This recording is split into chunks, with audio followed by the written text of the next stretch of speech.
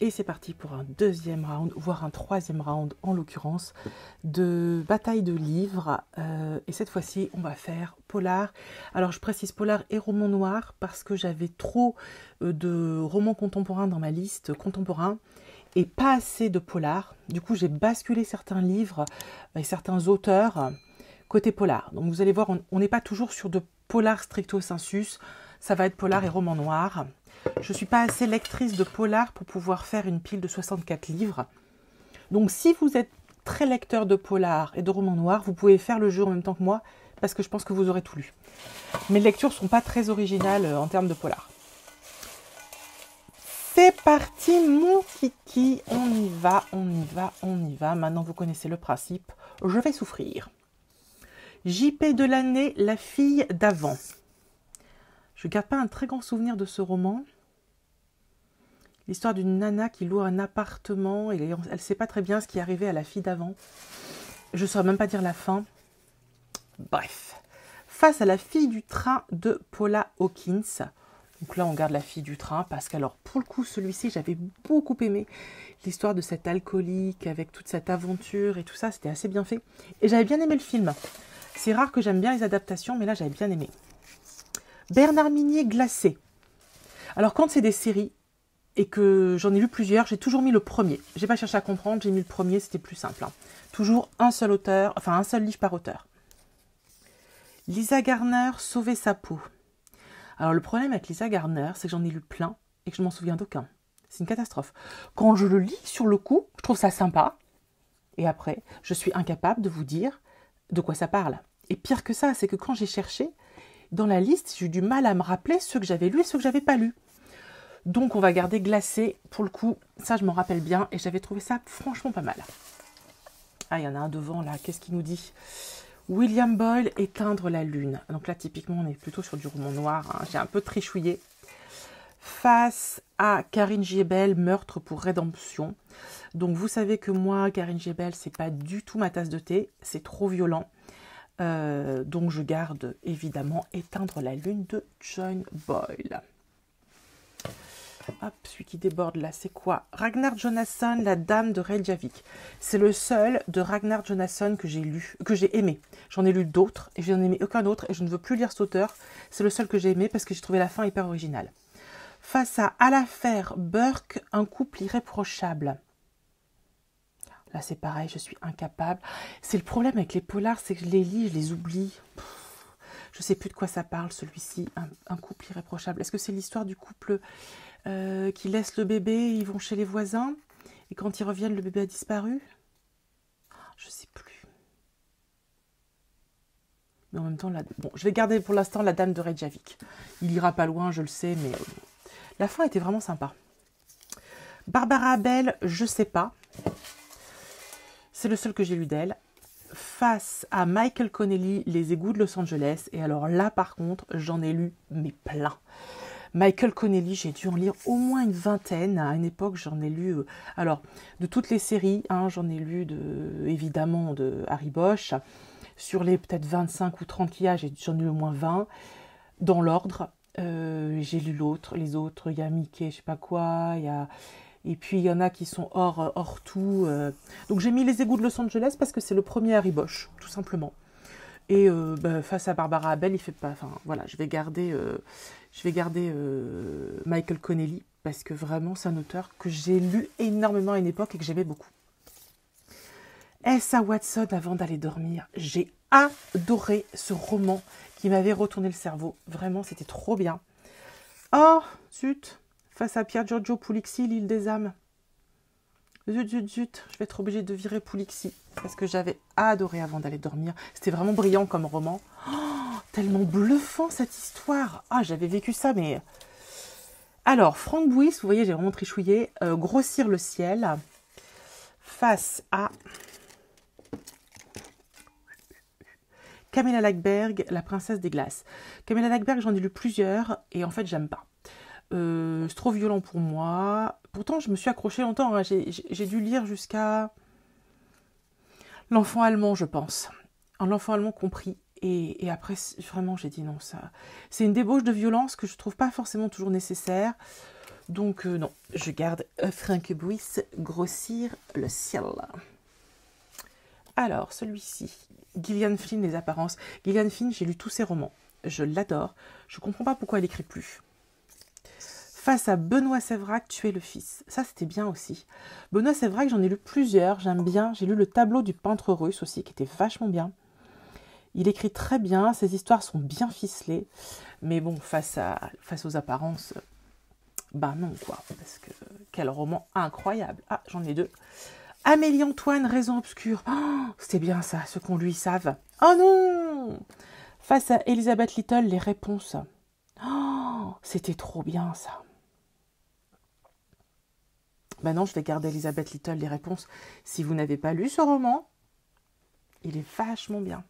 Ça m'emmerde de virer Amélie Antoine, mais bon, elle est tombée face à un poids lourd. Alors, nous avons Daniel Cole. Là, pour le coup, celui-là, j'aurais pu le virer facilement. Ragdoll, c'est gentil, mais bon, c'est pas non plus un chef-d'œuvre. Face à Patricia Cornwell, Post-Mortem. Donc là, c'est pareil, j'en ai lu beaucoup. Sans être une grande femme, j'en ai lu quand même vraiment beaucoup. Donc j'ai mis le premier, des Caisse Carpeta, Post-Mortem. Mais là, aucun des deux. Je vais garder Patricia Cornwell parce que j'en ai lu beaucoup.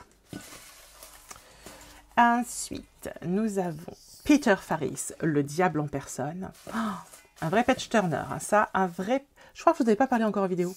Face à Nicolas Beuglet, Le cri. C'était pas mal, Beuglet. C'était pas mal, mais je préfère Peter Farris.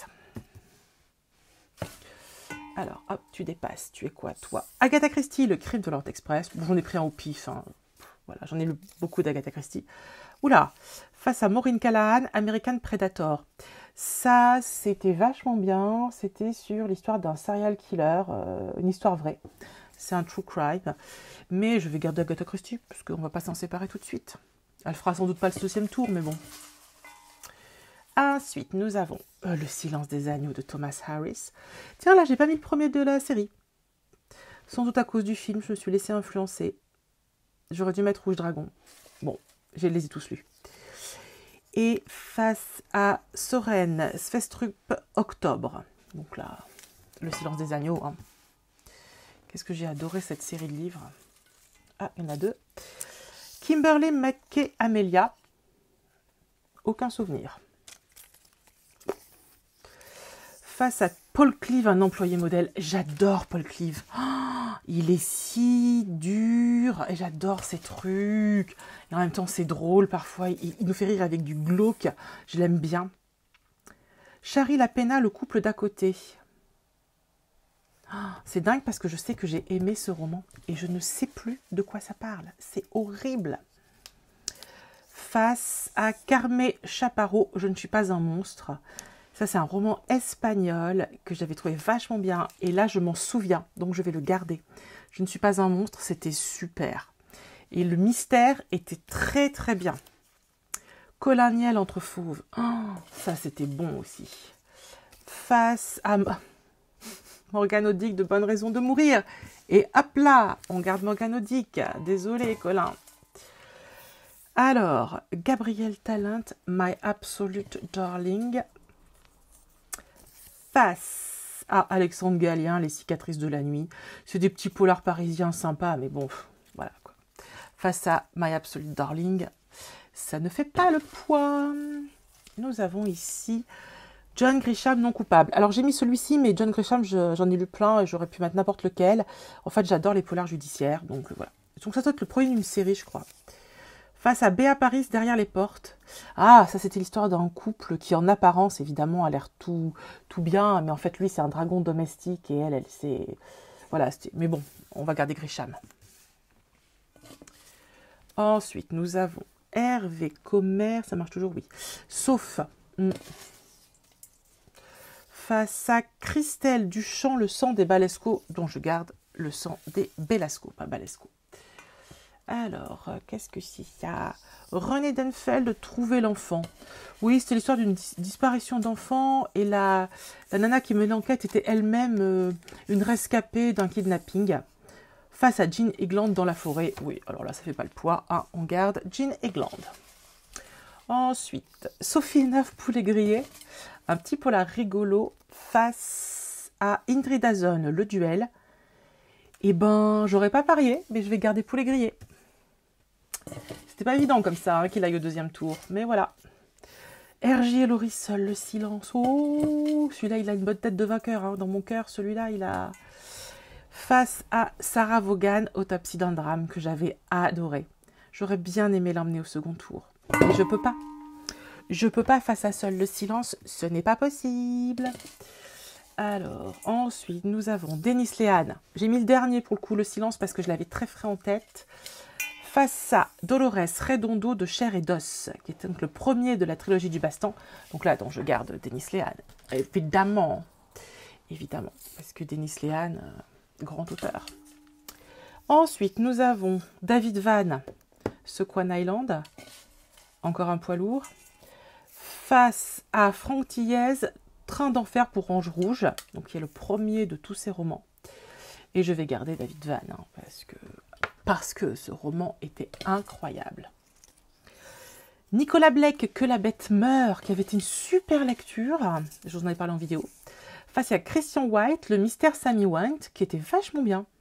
Je voulais lire son suivant, je crois que c'est La Veuve, je ne l'ai pas fait, mais c'était bien. Mais je vais quand même garder Que la bête meurt, parce que ce petit roman était quand même super.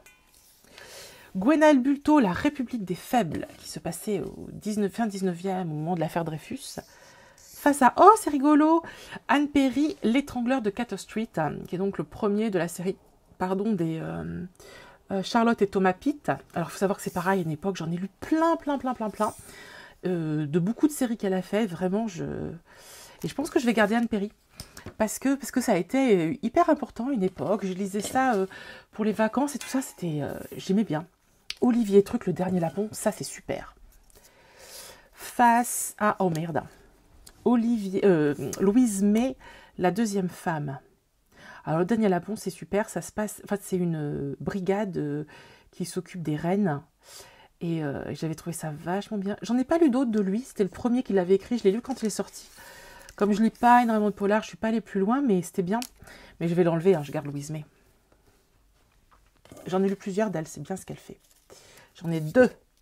Alors, comment ça marche? Sonia Delzongle, Trust, que j'ai moyennement aimé. Jonathan Kellerman, Les visages. Oh, les visages, j'en parle dans ma vidéo de mes polars préférés. Celui-ci, il est génial. Ça se passe dans le milieu de l'art contemporain, c'est trop bien. Sandrone Dazieri, Tu tueras le père, qui est le premier d'une série, Tu tueras l'ange, Tu tueras je sais plus quoi. C'est super bien. Les deux héros ont 2 prénoms géniaux. Ils s'appellent Dante pour lui, et lui aussi c'est un rescapé d'un kidnapping, et elle s'appelle Colomba. C'est une vraie vengeresse. J'adore. Ah bah oui, bah non. Olivier Norek, Code 93. J'adore cette trilogie. Qui n'est plus une trilogie maintenant, puisqu'il en a fait un quatrième, mais moi ce que j'aime c'est la trilogie parisienne. Donc là je suis obligée de garder Norek. Ensuite nous avons j'en ai le bon nombre. Fred Vargas, L'homme au cercle bleu. Ouh, Fred Vargas. Face à... Ah bah non. Ah bah flûte. Stieg Larsson, Les hommes qui n'aimaient pas les femmes. Oh, j'adore la trilogie Millennium. Je suis hyper fan de la trilogie Millennium. Le problème, c'est que je suis hyper fan de Vargas. Le problème, c'est que je suis amoureuse d'Adamsberg et qu'en même temps, je suis amoureuse de Lisbeth Salander. Et je vous dirais bien, on garde les femmes. Mais on garde les femmes, Lisbeth Salander ou Fred Vargas? Oh, c'est trop dur, ça. Oh là là là là là là là. Je vais être obligée de virer Fred Vargas. C'est horrible. Son dernier m'a déçu. Allez, on va dire que c'est pour ça. Judy Alder Olsen, Miséricorde, qui est donc le premier de la série, que j'avais beaucoup aimé. Ouf, face à Pierre Lemaitre, Alex. Alors là, Pierre Lemaitre, je l'ai mis volontairement dans les polars, parce que d'abord, c'est son genre de prédilection de base. Et ces polars sont géniaux. Moi, j'ai adoré toute cette série avec ce commissaire. Ça, c'est le 2e tome. J'ai adoré Robe de mariée, j'ai adoré Cadre noir. Pierre Lemaitre, en termes de polar, c'est quand même hyper quali. Et enfin, Antti Tuominen, Dernier maître jusqu'au cimetière, qui était hyper rigolo. Face à Heidi Perks, Evergreen Island, qui était un polar très classique. Je vais garder ce petit truc rigolo. On a 2 trucs rigolos quand même, hein, c'est sympa. Et c'est reparti. Alors, nous allons donc voir La fille du train face à Glacé. On garde la fille du train. J'avais vraiment beaucoup aimé ce livre. Éteindre la lune face à la dame de Reykjavik. On garde Éteindre la lune. Les égouts de Los Angeles face à Avant d'aller dormir. Ouh, je garde Avant d'aller dormir. Grossir le ciel face aux apparences. Ouh, je garde Gillian Flynn. Désolée Franck. Les apparences, c'était incroyable. Tchic-tchac. Les réponses face à Post-mortem de Patricia Cornwell. On garde les réponses. Là, il n'y a pas de souci. Le diable en personne face au crime de l'Orient Express. Je vais garder le crime de l'Orient Express. Le silence des agneaux face à un employé modèle. Ouh, c'est dur. Mais non, on va garder le silence des agneaux. Parce que. Je ne suis pas un monstre face à de bonnes raisons de mourir. On va garder de bonnes raisons de mourir. Gabriel Talent, My Absolute Darling face à Grisham. Oh merde!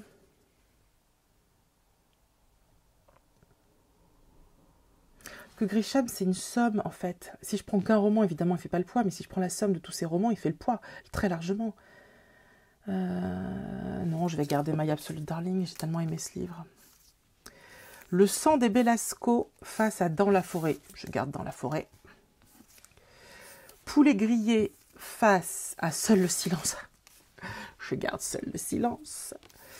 Le silence, justement, face à Sequoia Island. Oups, merdasse. David Van face à Denis Lehan.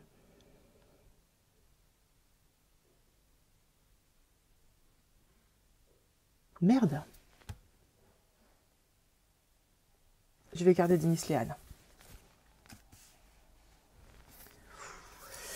Que la bête meure face à l'étrangleur de Cato Street.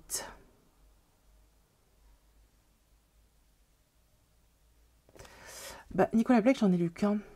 C'était sympa, mais si par nostalgie, je vais garder Cato Street. Je vais garder Anne Perry juste par nostalgie.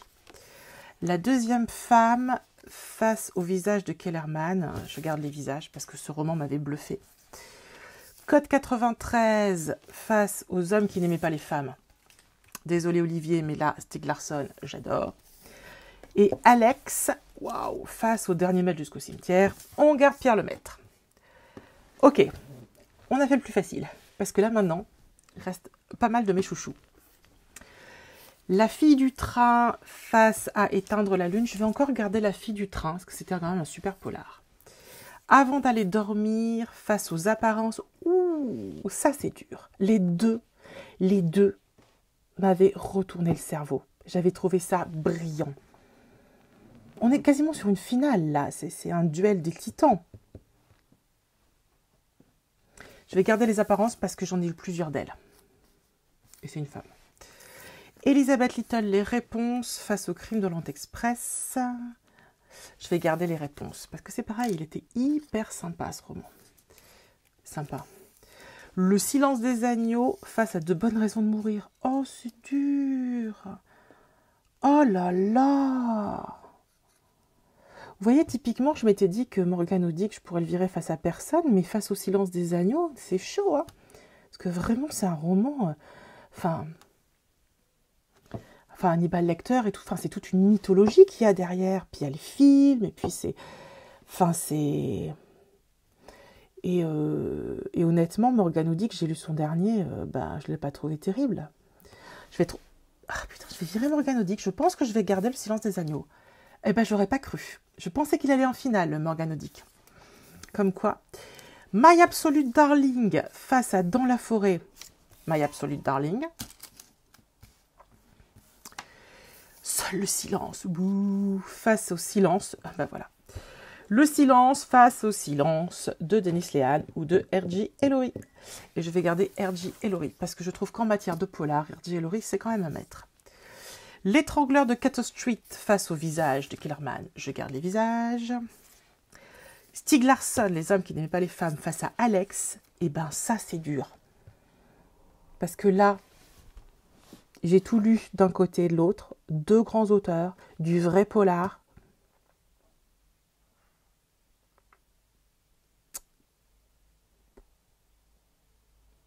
J'ai tellement aimé la trilogie Millennium. C'était... mais j'ai tellement aimé la trilogie Verhoeven. Je sais pas. Et on n'est même pas au bout. Alex, c'était génial. Oui, mais il y a Lisbeth Salander. Oh, putain, je vais prendre Stieg Larsson parce que Lisbeth Salander, c'est un peu relou, hein. La fille du train face aux apparences, on garde les apparences. Les réponses face au silence des agneaux, le silence des agneaux. My Absolute Darling face à seul le silence, on garde seul le silence. Et les visages face aux hommes qui n'aimaient pas les femmes, on garde les hommes qui n'aimaient pas les femmes.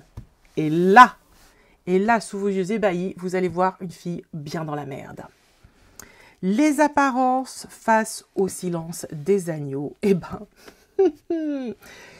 on va garder les apparences. Voilà. Et seul le silence, oh putain, je sais pas, face aux hommes qui n'aimaient pas les femmes.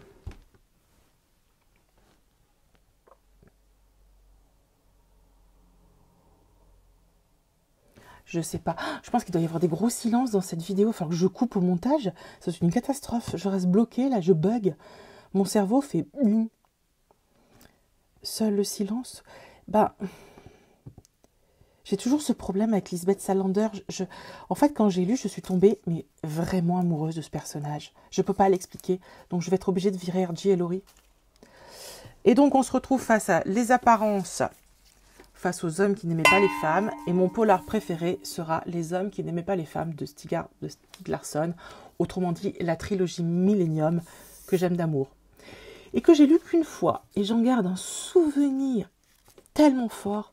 Peut-être cet hiver, je pourrais les relire. C'était tellement incroyable. Eh ben, je ne savais pas. Vous voyez, là pour le coup, c'était une vraie surprise. Je ne savais pas quel était mon polar préféré. Donc, j'ai découvert avec vous quel était mon polar préféré. Voilà. N'oubliez pas de vous abonner, de liker si cette vidéo vous a plu, de la commenter, de me dire, vous, quel est votre polar préféré. Surtout s'il n'est pas dans la liste, ça veut dire que potentiellement, je ne l'ai pas lu. Et ça m'intéresse si vous avez vraiment des excellents polars qui sortent du lot à me conseiller, parce que vous savez que je ne suis pas très douée en polar. Donc, je prends les conseils. Je vous embrasse et on se retrouve bientôt pour une prochaine vidéo. Ciao!